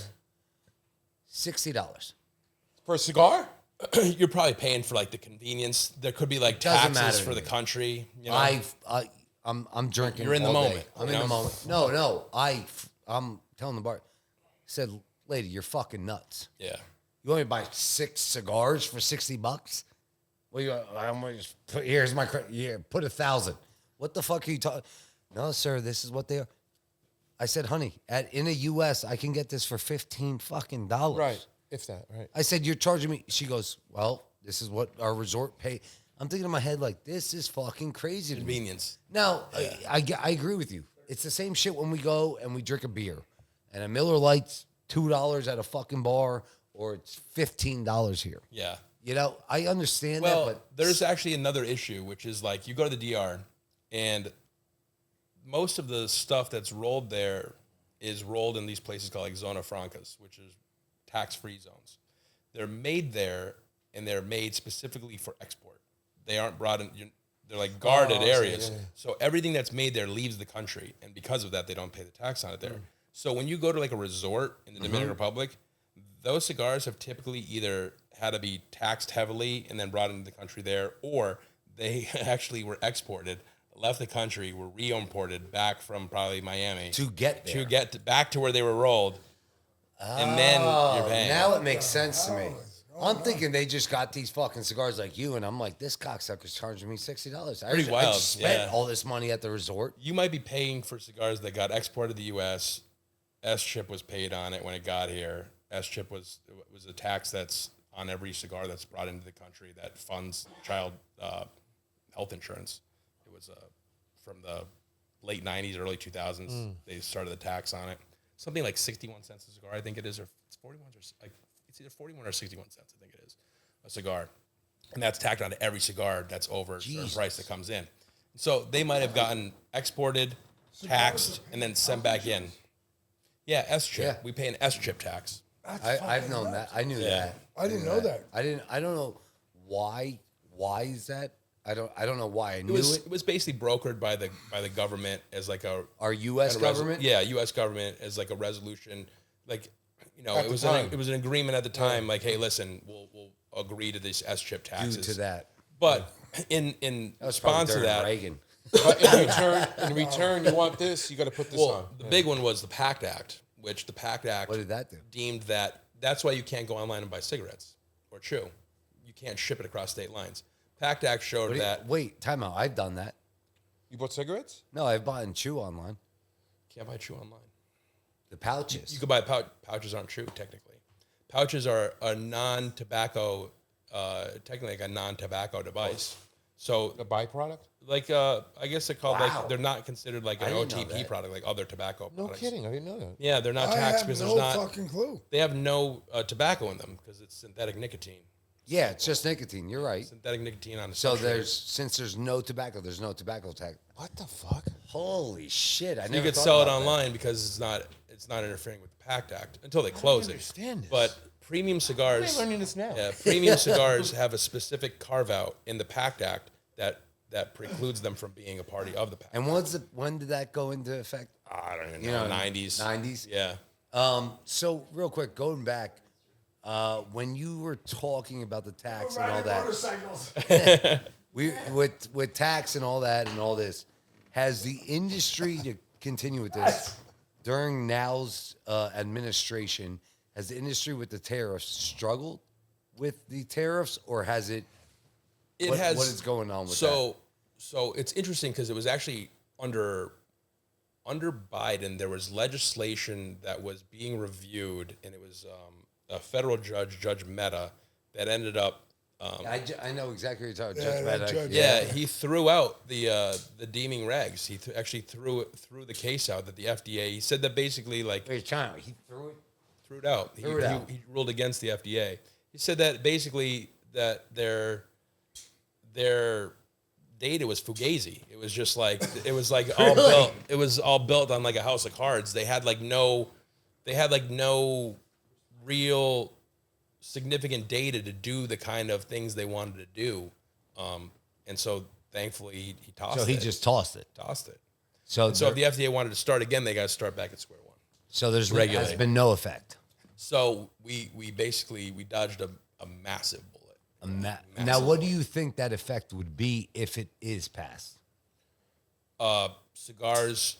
So I would say there would be like a barrier of entry. Like I can't start a pharmaceutical company because like the amount of money that it takes to get a drug through like Schedule 1, 2, 3, 4. Yeah, it's a whatever lot it of is, it's millions. Yeah, like through the clinical trials. Yeah. You get you could spend $3 billion and have it fucking fail in the fourth round, and then Yeah, 100%. you lose everything on it. Yeah. So there would be certain regulations in addition to user fees and taxes that were levied. Like there would also be required testing and things like that would be so expensive that only the largest companies do it. So first effect would be like boutique cigars immediately would get wiped off the map just because you just wouldn't have the financial wherewithal. Anytime you were going to put out a new cigar would cost you like $1 million. So right now it costs you the purchase of the tobacco and you roll it, and like what you make is what you got. Then imagine if like you were paying $1 million in fees and fines and testing to be able to bring that to market. Like it would get very cumbersome. So you wouldn't have new cigars. There would be no more new cigars. Wow. There would be no boutique companies anymore. It would wipe like half the industry out. And then it would just go into consolidation. Like the biggest players would buy the other biggest players. It would come down to like 3 companies, 4 companies that would run everything, and that would be it. It'd be a monopoly. Yeah, it would be like Verizon and Comcast, and that was it. That was it. So you'd have Verizon, T-Mobile, You'd have like AT&T, and that's it. you'd have like STG and Davidoff and that's it. Believer or something like that. Yeah, Wow. And that's Drew Estate. You know, That's fucking crazy. so that was basically what you're staring down the barrel of. Yeah.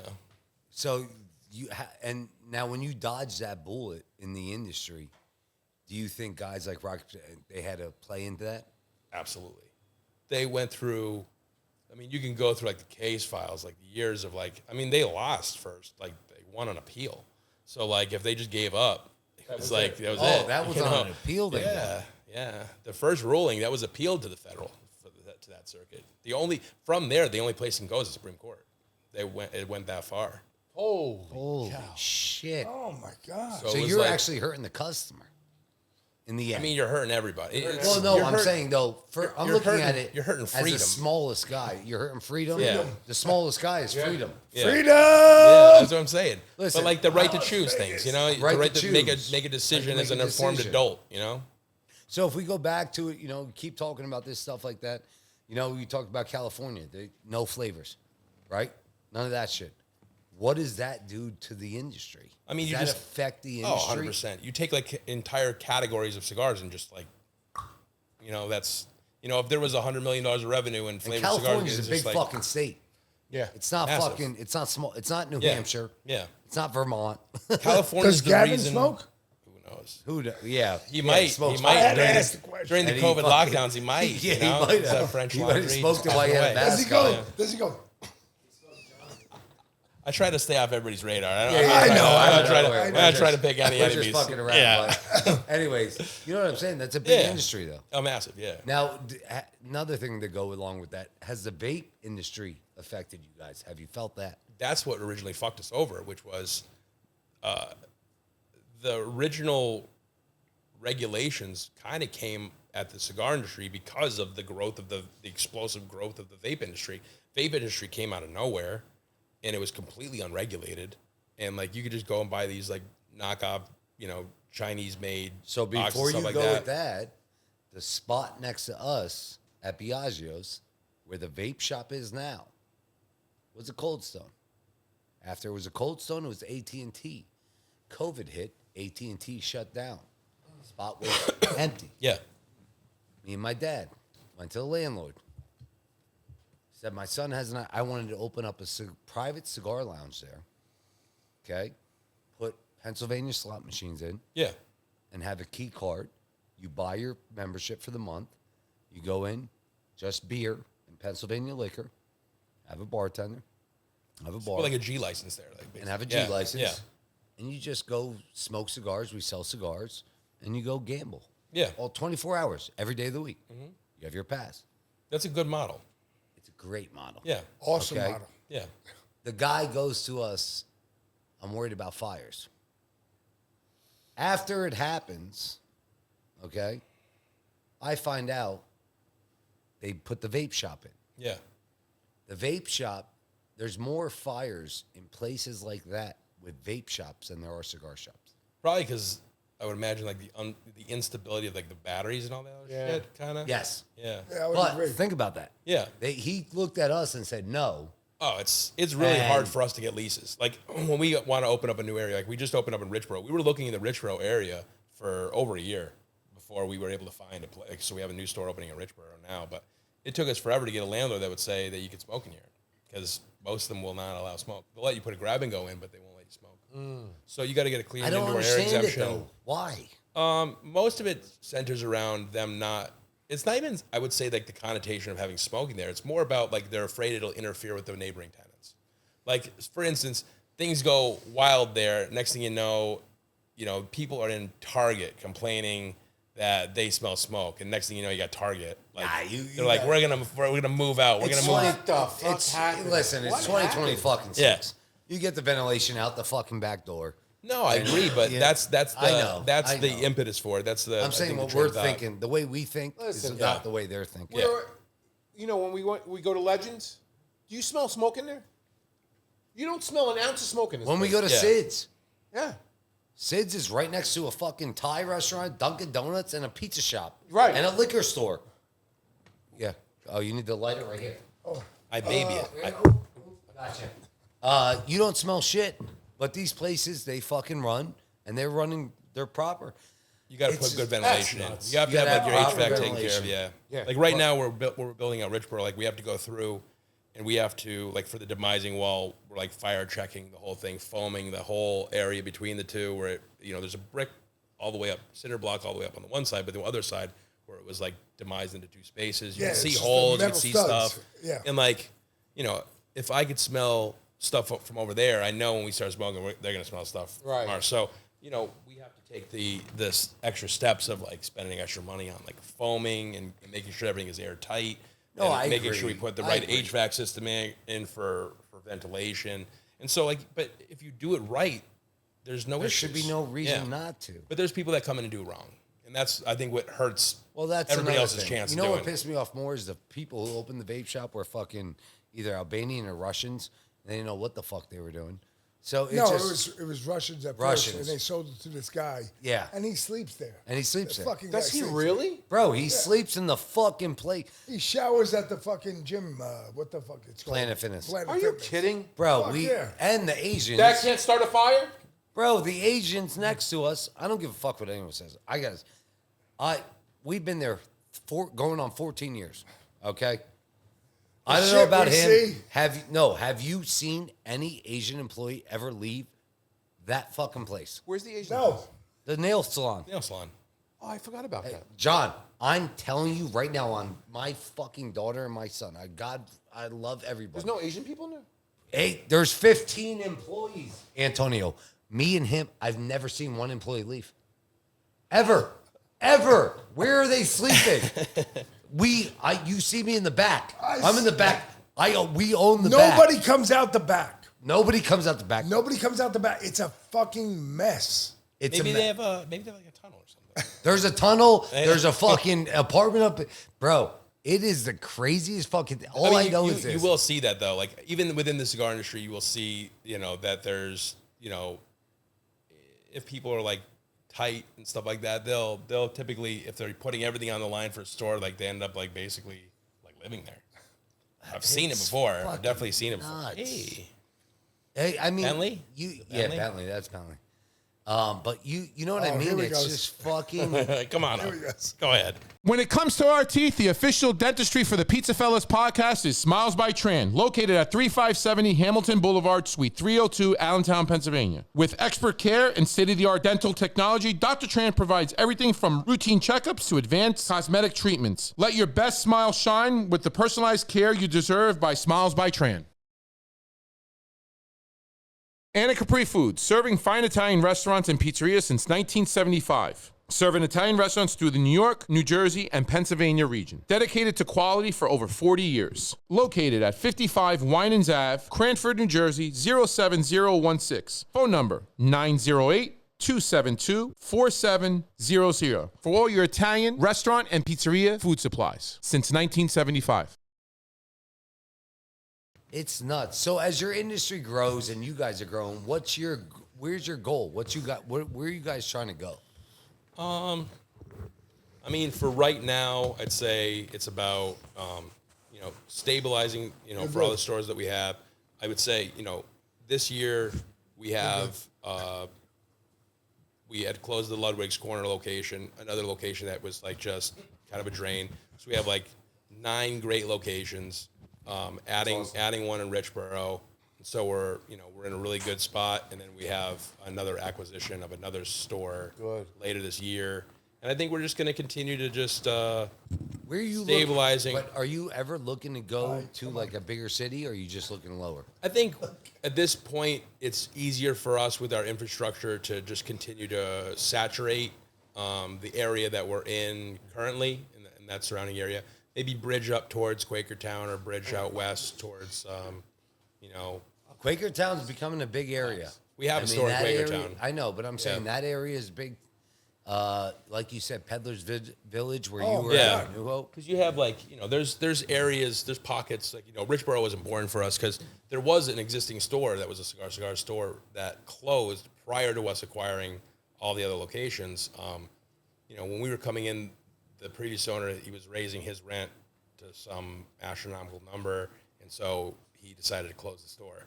But that was a store that was doing very well for them outside of that, so that's why there was like this, rabid search for another location in Richboro, because we know we had existing business there. So Now, real quick, how's your business up north, towards Hazleton, towards all that? we don't do anything up there, so it's just our not warehouse. anymore. Yeah, just Just our warehouse. warehouses Yeah, up just our there. warehouse. Yeah. Okay. So the furthest north we go is Quakertown. So you see those guys that are up there that me and you were talking about real quick. Who's that guy? Barletta? Yeah. Mike Barletta. Mark Barletta, Yeah, Cigar Box. Yeah, Got Yeah. like Newtown. Cigar Box. Newtown, not Newtown, hometown. Hometown. Yeah, How are they hometown, doing? Eau Claire, Are they doing Hazleton. Yeah, good guy. Yeah, good guy. And then real quick, let's talk about this. Because, again, let me see the cigar quick. Throw it to me and I'll throw it back to you. So for our guests that watch this, this is a cigar that was bought at a Shell gas station. Okay. And our buddy Steve, who's not here tonight, it's Casa de Garcia. Casa de Garcia. Yeah, he knows. Just Yeah. say it. Or you have the, I don't know, you have the language. I can't say it.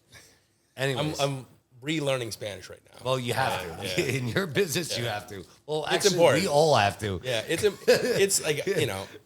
Soon we're going to have to all speak Spanish. It's definitely like, it's nice to be able to, like, you go to the factories just like that. It's nice to be able to communicate a bit. So we got this. This cigar's been sitting at the PizzaFellas podcast for everybody that's watching for probably 3-4 months. Yeah. Maybe 4 months. Just because it comes here and we're like, bro, I ain't smoking a Shell cigar. I don't know what it is. So here it is. He's going to tell us a story on this. This is actually, it's funny that you had showed me this. This is like one of the biggest stories that's in the cigar industry right now, which is a Chinese national that basically had defrauded the government's, apparently, allegedly. Allegedly. That's all we have to He was say. ex- We're he was good as extradited long as to we China. say allegedly. He was extradited to China to face charges. It's what but we heard. So this is what we heard. Well, he was indicted by the U.S. Department of Justice. So I mean, we hear that. this is all public. Public record. You can look up the case files on everything like that. So he was apparently running he was indicted for certain things like human trafficking and all this kind of fraud and all this crazy shady shit. It was the largest. So the owner of this of the factory for Casa de Garcia was basically defrauding people. He had stole, I guess, a large number of Bitcoin from, sources in Iran and China. And it was the largest seizure by the Department of Justice in the U.S. ever. It was like 180,000 Bitcoin, which at that time when they seized it was worth like 180,000 Bitcoin. it was like $140-some billion seizure. Oh my God. And Wait, I know this story. you can go on Half Wheel. He has like a massive expose running from it is like a 50-page novel of everything that happened with this individual. But the biggest thing surrounding it is that they went from, they're one of the largest producer of handmade cigars, Casa de Garcia, in the entire world. But because this guy that was indicted is sanctioned by the U.S. government, owns it. None of the cigars that are produced there can come to the U.S. So whatever's here is what he bought, because whatever's left over, that's why it's here. yeah. Wow. So you went. from And now having, is he in jail? He was extradited to. Last I heard, he was extradited back to China to face charges. In China. It's a Chinese national that was living in Cambodia. I used to give him a few $1 billion and be like, I Bro, think he- that ran its course. I think that there wasn't enough people to probably bribe at that point. But he owns, he had like other major holdings like within the cigar industry. Like he was a part owner of like what would be like Habanos SA, which is like the Cuban, right. portfolio of like all Cuban cigars, like so Cuban Cohiba and Partagas and Dude, 140 fucking Bitcoin? 40,000. 140,000 Bitcoin. And at that point in time, Bitcoin was over 100,000 Bitcoin. Yeah, imagine. So, I didn't hear. just the fact that I this didn't guy, Imagine. And this motherfucker kept going. I would have been like this. I'm out. I'm staying in Cambodia. I'm fucking. Yeah. Yeah. Like what? The money. but that's. Have you seen more people in that? You can't spend that in your lifetime. No. No, it's crazy. It's a crazy story just because there's for being one of the largest handmade factories in the world, like now you literally can't sell cigars like in the U.S. anymore. And he's not the sole owner. On the factory, I think he was the sole owner. Oh, so- and I could be wrong. You could go to Half Okay, Wheel and look yeah, at those, I'm just but on the okay. So the factory it's like a whole holding company that he bought. Yes, One yes. piece of it is the factory, and then he was a part owner of So several that, other operations. that's yeah. So that's on them. on I the got one you. where he was a partner, he was forced out, and they were able to restructure and so. But the main those one were able to keep was going. done. But like the one company buys all their cigars from that factory. And how long ago was this? This is this year. This year, the end of last year. Oh shit! Fucking And this end of year. last year, I'd say like the whole thing has been like bubbling, but I think it came to a head like right before Christmas. It's kind of launched over into this year. And that's probably not good for him due to No. the fact that who's in charge is not Chinese favorite. So No. it's not happy for him. No, he's No, definitely not going to look favorable. Not getting a yeah. favorable fucking Yeah. mention. Now the U.S. government probably wants. The administration. Yeah. He's probably actually saying to himself, "Fuck, I fucked yeah. myself at the wrong time." So basically, I'd be more worried about. Yeah, but Well, yeah, but no. I would rather be like brought to the U.S. and charged here and go with it here. Oh, yeah, then You go want to back get extradited there. to China? You stole No, that many fucking Bitcoin? way. Oh, if you steal from Chinese to you're I'm not sure he's going to get like a and be considered a fair trial and a fair nice, trial. nice, Now, when you have you dealt with? You talked about this before. I just want to know because I'm interested in it. The Chinese and stuff. Have you dealt with anything tobacco that came from China? Any of that? Is it good? Typically, is it? Typically, no. Like I have just recently smoked like a cigar that came from Yeah, was rolled like in that's what China. I'm asking. It was Have- good. It was good. okay. Yeah, it was good. And there's What from out in that area have you been surprised about that maybe in the future a guest or somebody here can say, we got to look out for this country. They might be selling a tobacco product other than South America, Caribbean. You know what I mean? That area. I think China would be like the biggest change. Really? Change as far as because it's I don't such see an it old, happening. it's such an old You? heritage. I mean, I think it's already happening. Is the issue is like With China? Yeah, I mean it's Where the fuck it's are they growing it's a it? massively growing market. Even if they import the tobacco from somewhere else, then they just roll it there. So they you like know? cheat, bring the tobacco from the I Caribbean. wouldn't or call something. that cheating. It's just, I mean, they have. No, it's I would imagine business. they could have farmland there that would. I mean, we grow tobacco in PA. We grow tobacco in Kentucky. We grow tobacco in Virginia. Now to I'm keep sure they going, have. China's huge. I'm sure there's an area where there's There's got to be somewhere. climate for that it was to advantageous. keep for it. going on that, where would you say the best tobacco? What is around here is grown? That's an interesting one because Because I always thought that. Like, I see people growing like, all right, I grow local tobacco, right? PA broadleaf is like one of the most sought after tobaccos right now. Really? Yeah, PA broadleaf, Connecticut broadleaf. Well, Connecticut broadleaf, you're up in like the Connecticut River I see Basin. Connecticut, yeah. Connecticut River Basin, you got Is like there a reason? I mean, the hardiness of the soil. I mean, you got tons of nutrients, hardy soil, good for growth. When you Same get reason like we a can't have combination the of same shade and pizza sun. down in Florida that we do up here due to the water. Yeah. They say that all the time. So the big ones for thing is the soil 100%, and then also, there's certain things that, when you grow in river basins, tobacco can be susceptible to mold. So like depending on the area, if there's like not proper drainage, okay. you can get a whole crop to mold over. So like growing in like, mountainous areas is usually good. The dew point, You have no it'll effect. roll, Yeah, I got you. it'll drop down, it kind of runs off, and you're less susceptible to mold. Out in Lancaster, they grow a ton of tobacco. Really? Lancaster, really? Lancaster leaf, you have like a Universal Leaf, one of the biggest growers of tobacco in the world. You deal with a lot of Amish? No, No. they grow a bunch of tobacco that is used in Leaf, cigars. The biggest growers of tobacco. One of the biggest, in one of the world? biggest country, one of the biggest growers of, and they have holdings that are just not in Pennsylvania. They have holdings like all over. Yeah. But they're one of the largest companies for growing tobacco. Yeah, and they're out. in the U.S.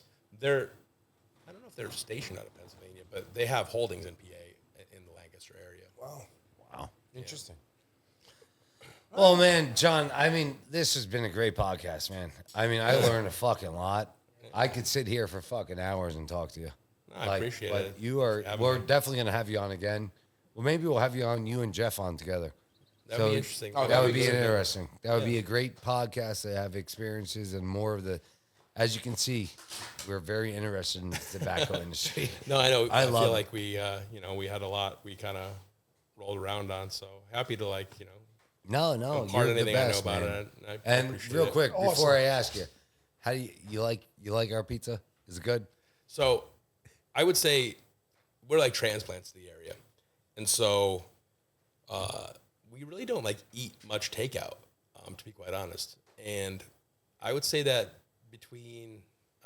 maybe our three go-tos for takeout are Biagio's, hops on the paddock, Yeah. and Human and Eat, the Indian restaurant Yeah, down yeah, in yeah. Dorneyville. Yeah. Like really, like that, like comprises basically 100% of our takeout.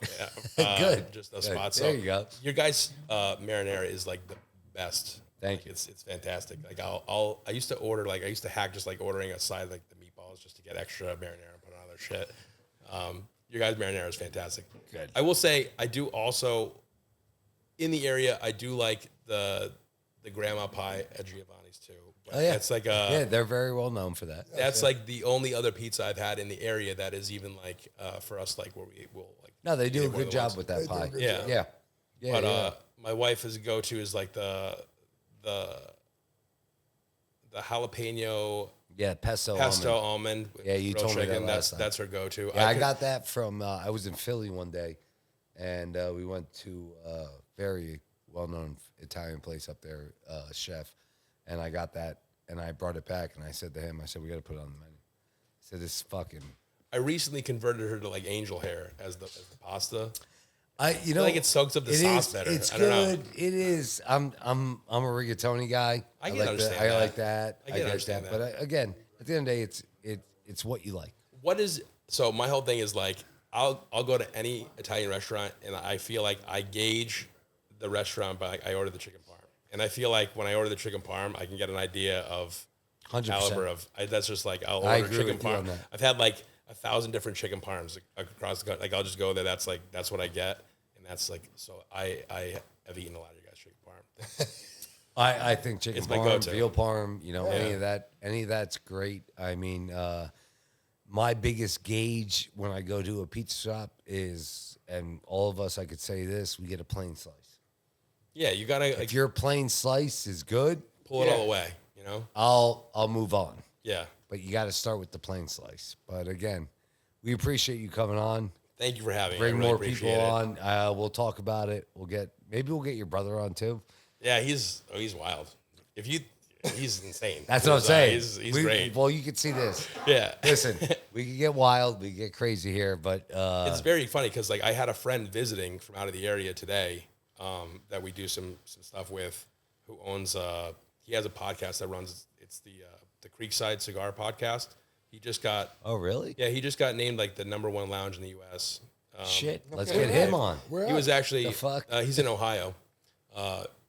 Where at? What Ohio? What is What it? part? What town is it? I Columbus. have to look it up. I think it's. I want to say like.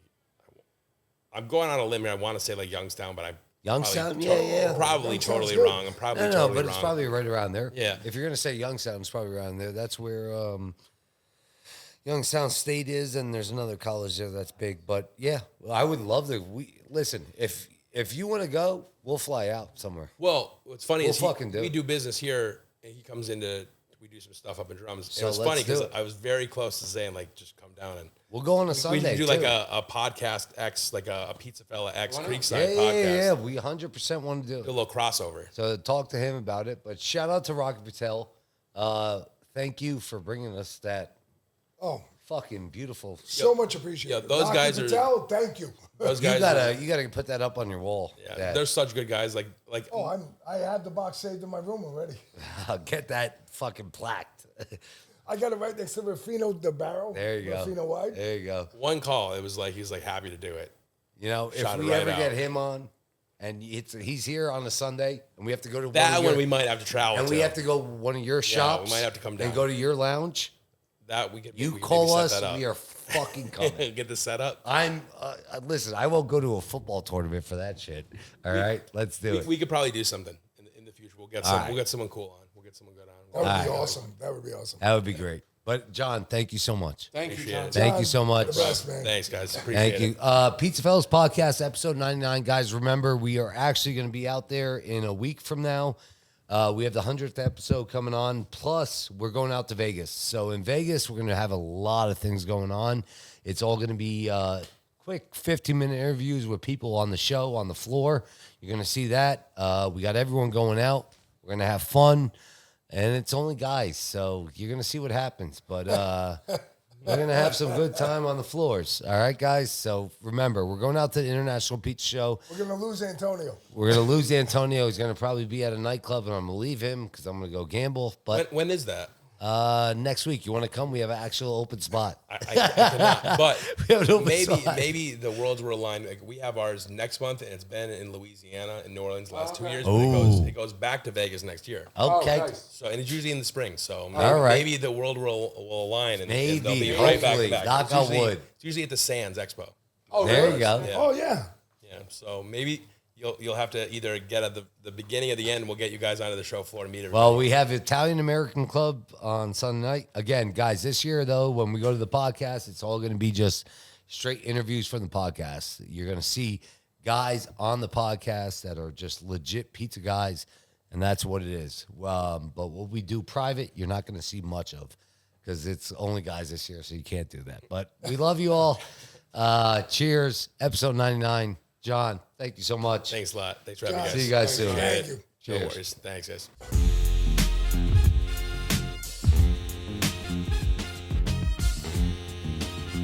PizzaFellas Podcast right here. The hottest in the world. It's a PizzaFellas Podcast. Turn your speakers up, we better have a blast. Grab a drink, fill a glass. Light a cigar, come on, let's make it last. Pizza Talk with Sal and Joe. Oliver, Antonio. Pizza stories, they gon' tell us. Let's have some fun with the PizzaFellas. PizzaFellas Podcast right here. The hottest in the world. I was fired.